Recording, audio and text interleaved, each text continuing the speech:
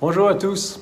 Dans cette vidéo, je voudrais vous montrer les effets du centre de gravité de la tête des clubs sur la trajectoire, mais également sur le shaft. Donc on y va.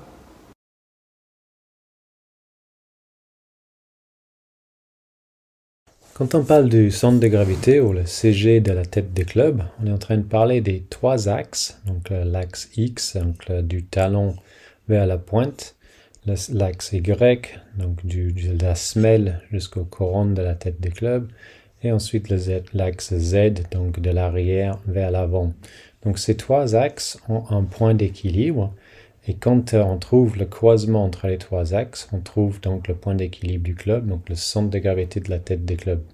Et en fonction d'où ce centre de gravité se retrouve, on va avoir des types de trajectoires différentes.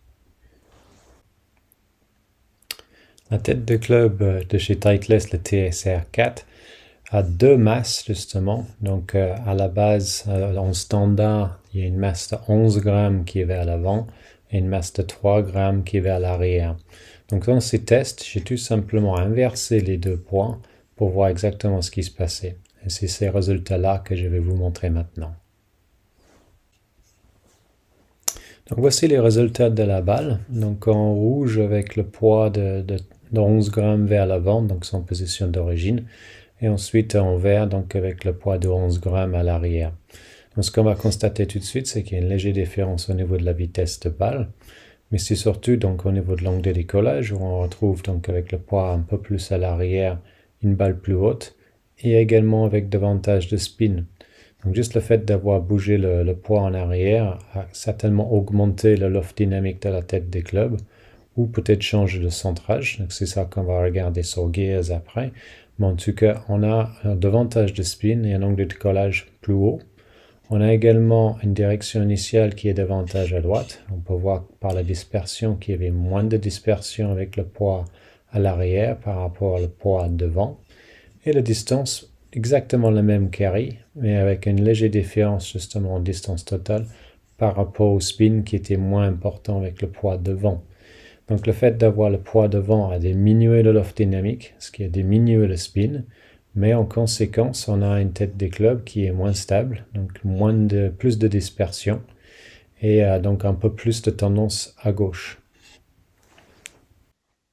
Donc nous voici sur Gears, et ce que j'avais envie de vous montrer ici, c'était l'effet de la centre de gravité de la tête des clubs sur le shaft. Donc là, à gauche ici, là c'est avec le poids vers l'avant, donc 11 grammes vers l'avant de la tête, et à droite, donc avec le centre de gravité, ou le 11 grammes à l'arrière de la tête des clubs.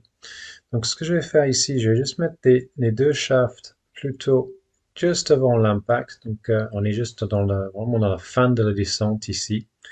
Et on va regarder déjà ce qui se passe au niveau du shaft à ce moment-là. Donc la déflexion positive à ce moment-là pour le shaft avec le poids vers l'avant, il est quasiment à 10 mm. Et avec l'arrière, on est déjà à 13,75. Donc déjà le fait d'avoir la masse à l'arrière a créé un tout petit peu plus de déflexion positive à ce moment-là. Et si on arrive justement à l'impact, vous allez constater qu'il y a davantage justement de déflexion positive avec la masse à l'arrière. Donc là, on est à 44 mm contre 39,50. Donc la masse à l'arrière a créé davantage justement de déformation et de flexion positive au niveau du shaft. Et ça va avoir deux incidences. Donc si on remonte un petit peu plus haut ici, on va regarder ce qui se passe au niveau du loft du club. Donc là, le loft à l'impact ici était du coup de 22,11 degrés par rapport avec la masse vers l'avant qui était de 18,39. Donc on a créé davantage de loft dynamique via le shaft, le fait d'avoir la tête, le poids ou la masse à l'arrière. Ce que ça a également créé, c'est que ça a donné un centrage qui était un petit peu plus bas sur la face. Et ça aurait tendance à augmenter le spin aussi. Donc juste le fait d'avoir bougé la masse un peu plus à l'arrière nous a changé la dynamique du shaft, également le centrage et le loft dynamique.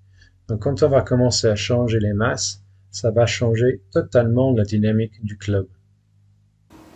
Donc pour résumer, juste le fait d'avoir inversé les deux masses sur cette tête Titleist TSR4, Ça a radicalement changé la trajectoire, le spin, l'auteur. Ça a également changé la déflexion du shaft, la façon dont le shaft bouge dans le swing, mais également mes sensations, sensations davantage de stabilité avec le poids à l'arrière et un petit peu plus justement de vrillement avec le poids vers l'avant. Donc on peut radicalement changer un club de golf juste en bougeant les masses.